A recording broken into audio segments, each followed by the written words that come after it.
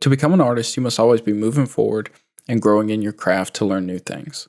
The hope is that if you are persistent enough and you care enough about your art, that over time you will not only improve, but will find success. Today's guest understands this more than most. He knows that to succeed, he needs to stay on his toes and try new things and be patient for what the future holds, because without the journey, there is no destination. This is the Myers Road Podcast. I am your host, Jacob Johnson, and this is episode 11, Mendoza. So my name is Zachary Mendoza. I am a painter, and I was born in Glendale, California, and spent most of my life in Southern California. I went to art school. I graduated from Art Center, College of Design in Pasadena, studied illustration, and I've been in a number of group shows and solo shows since then. And I would consider myself primarily a painter, although drawing and other forms of art as well are something that I practice. But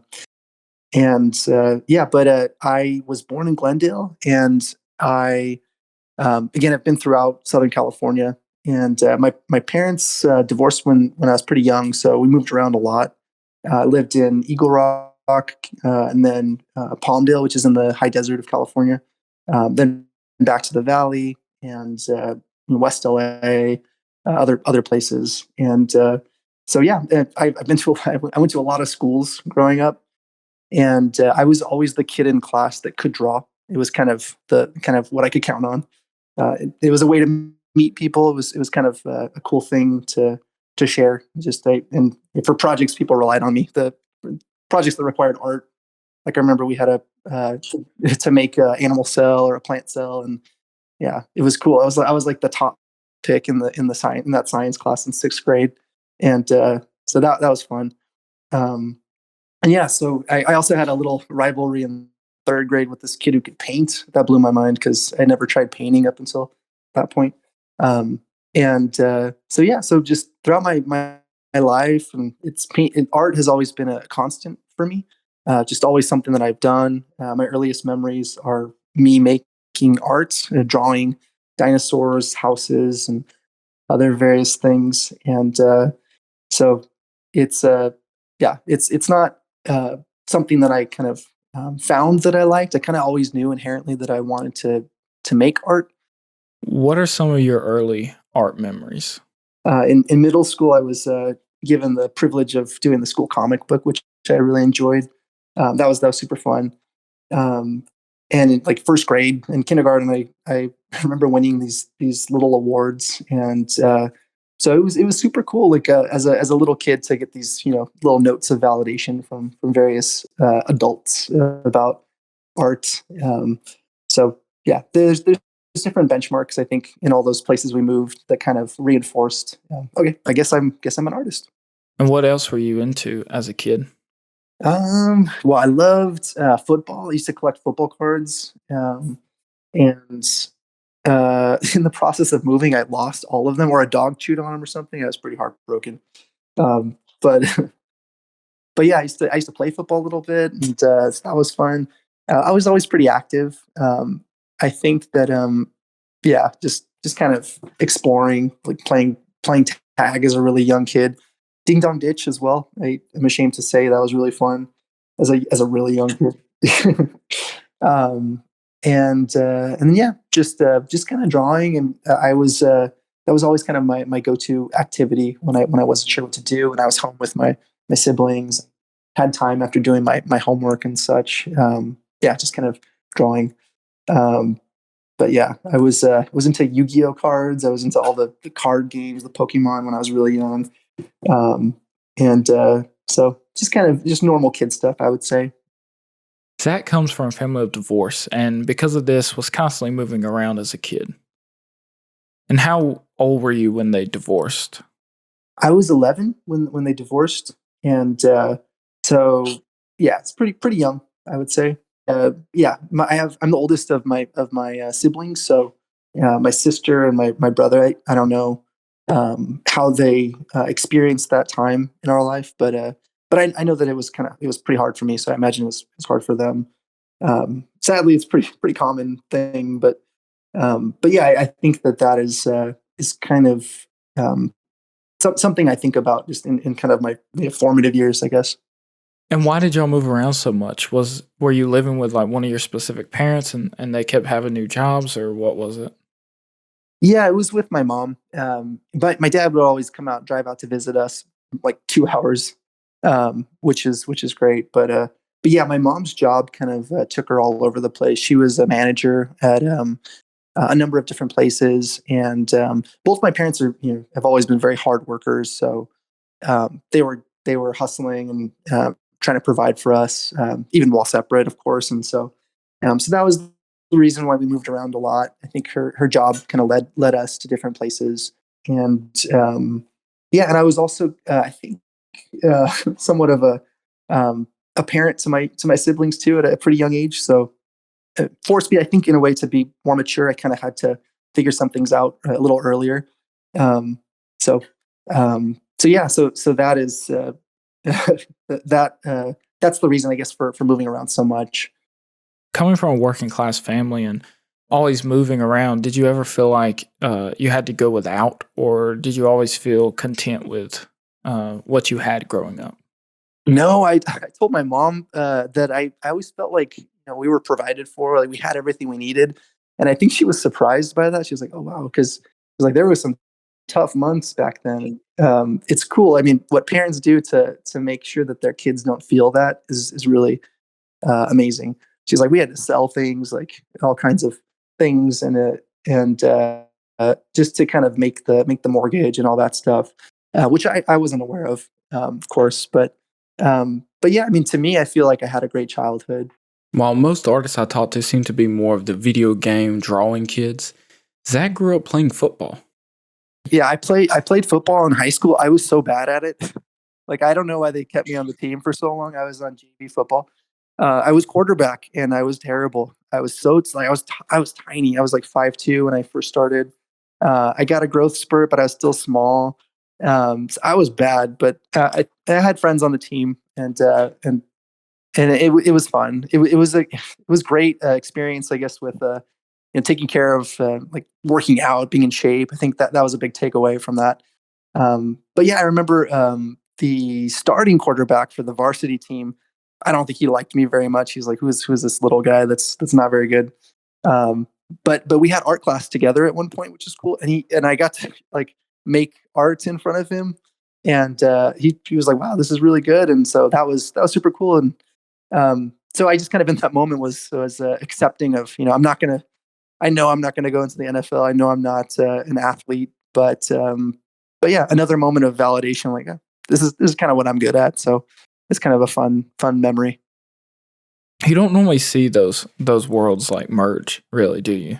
Isn't that weird? Yeah, I used to be in pretty good shape and all that. And I remember I went to like when I started art center, I got all skinny, and my dad was saying, "Art's making you weak." I know he's joking, but it's a funny idea. Like, like what is art doing to me?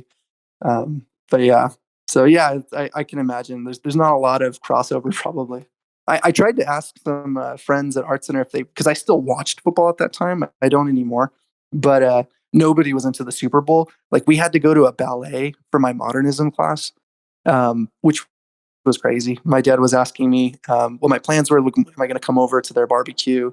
And I told him I had to go to a ballet of the Rite of Spring, which is a very avant-garde kind of ballet performance. And so it was just very different, very different. But yeah, So while Zach enjoyed sports growing up, it wasn't his passion. That was always art. And you might be able to say that art was just in his DNA. I also my great grandfather was a famous painter. His name was Hanson Puttiff, and he was like a California impressionist painter. He did a lot of plein air landscape paintings of uncultivated LA landscape 100 years ago. So my grandma had tons of his works in her house, and I was at my grandma's house all the time. And yeah, so my my memories are kind of decorated by these really lovely objects, which are his paintings. And so he was kind of an archetype for me of a successful artist. I kind of knew from a very young age that that was even possible because of his works, which is looking back on, I think that is kind of what um, maybe propelled me to continue to make art. Just kind of knew it was possible, and so now I actually have one of his paintings. My grandpa has made it a tradition to gift a Hanson Puttiff painting to people in the family who get married, and so and when I did, I was kind of I didn't want to be too like presumptuous that I was going to get one, but he did end up giving me one. It was amazing, and it's a beautiful seascape. I think of Laguna Beach in California, and so yeah, so I had a kind of an example to point to in my early life. When Zach graduated high school, he knew he was going to go to college. He did have an example from his family of someone who had become a successful artist. But for most, that kind of life seems so far out of reach that you get this feeling you need to pursue something more reliable. And Zach was no exception to this. Yeah, I mean, I always when I was really young, people would ask me what I wanted to be when I grow up, and I would always say a paleontologist or a famous artist. And so, yeah, this is like 6 years old, 5 years old, and nothing against dinosaurs, but anyways, yeah. So I don't know. You hear things as you grow up too that you can't make a living as an artist. It's there's the archetype of the starving artist, of course. There's all these things, and so I don't think I really kind of allowed myself to think it was possible. Like I had this really cool example to point to, which was my great grandfather. I saw his work. I knew he was successful. He lived a long life. He was accomplished and recognized for his work. But yet I don't. For some reason, I always wanted to hedge my bets, and I think that's practical as anybody who I'd ask would say. But but yeah, stubbornly, I think I just was always again like choosing the art classes, and I kind of had to come to terms with the fact that it's just something I have to do constantly, or just in addition to whatever else I'm doing, whatever job I might have, or and I've always had a job, and so yeah, but it's just still it's kind of something that I've always had to do, and so I recognize that as yeah, just kind of reaffirms that it's probably maybe I would like to believe what I'm supposed to do, and so yeah, people also always say that half the battle of figuring out life is kind of figuring out what you want to do, and then the other half maybe is like figuring out how to do it. So I figured out the first part a long time ago. I feel like. Zach also threw around the idea of possibly going to law school and a couple other career paths. He went to community college as that was the most affordable place to start, especially when you don't know what you want to do. So, how did you go from community college to the art center? What was that sequence of events? Well, I think that it was a kind of an unconscious unfolding of scheduling of classes. I just kind of I spent a couple years at community college. I took all my I get C classes, which are like all the GEs that transferred to the UC system.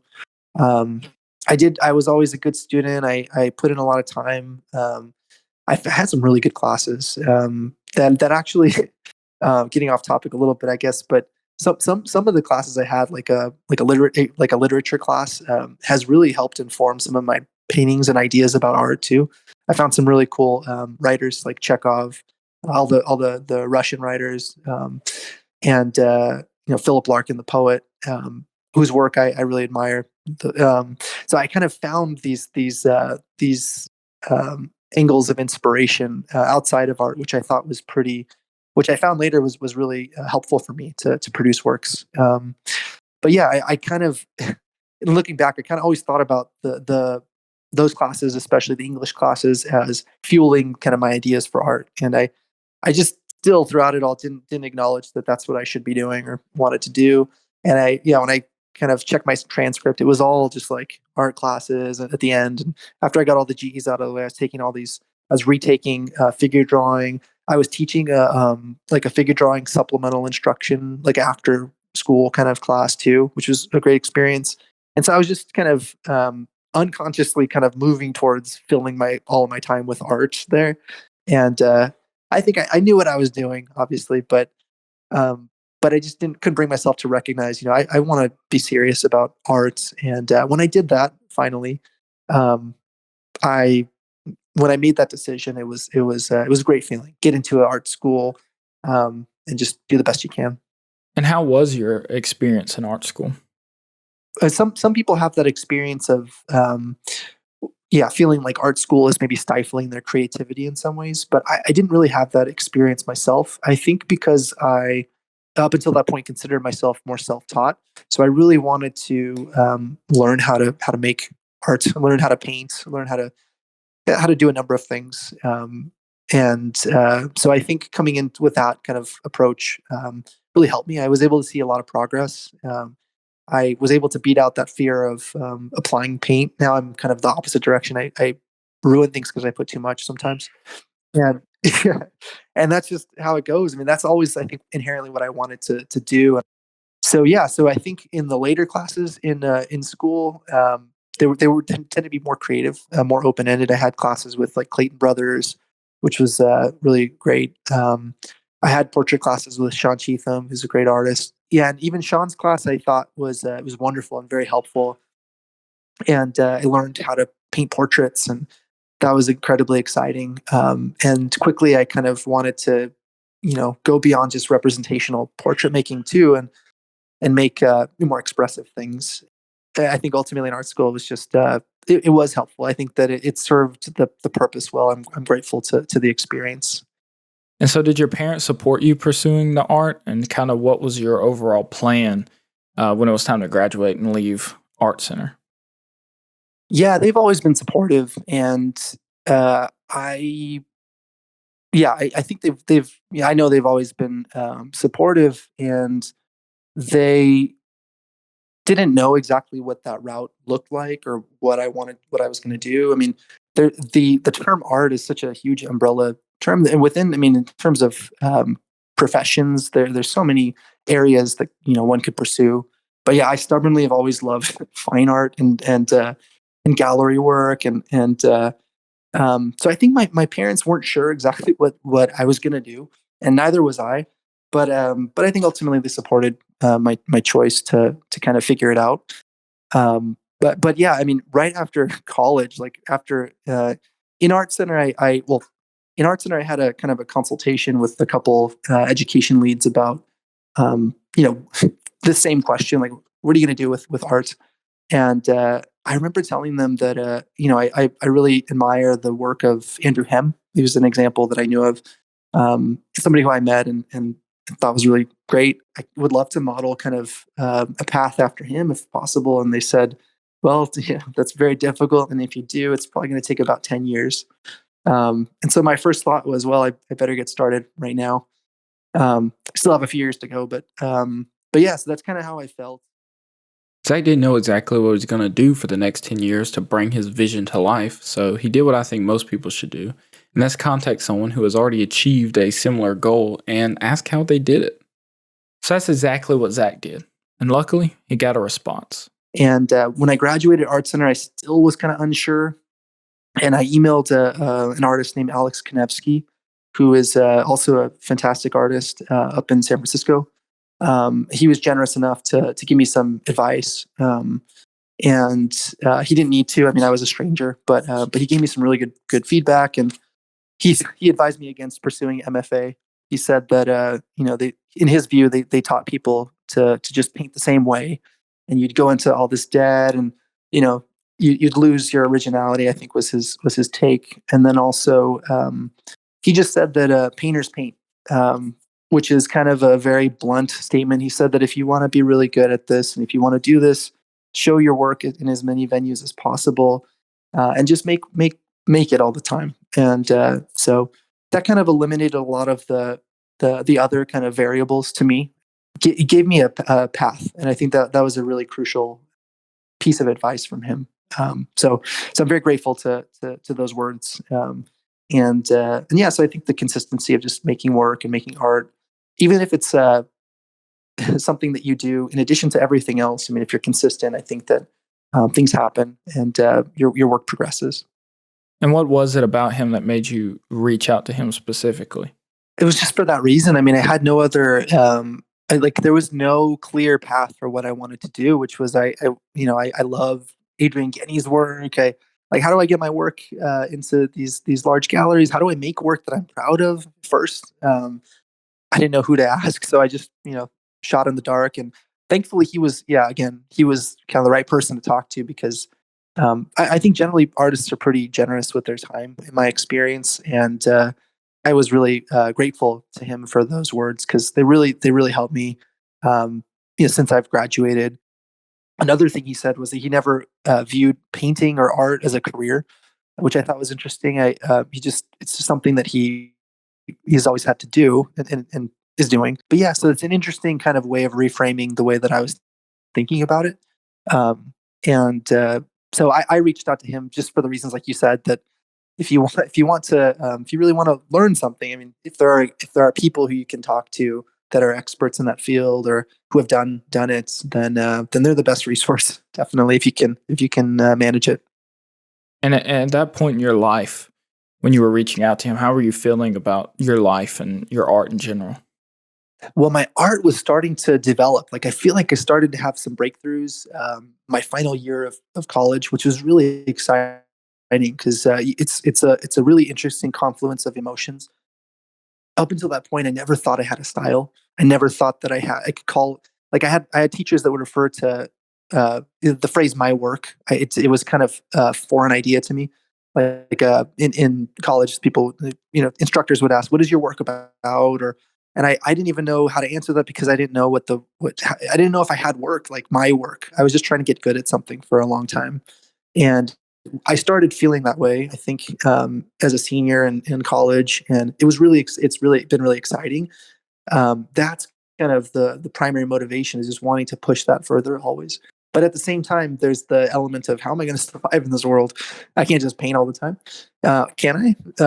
Let me ask somebody who seems to have done that.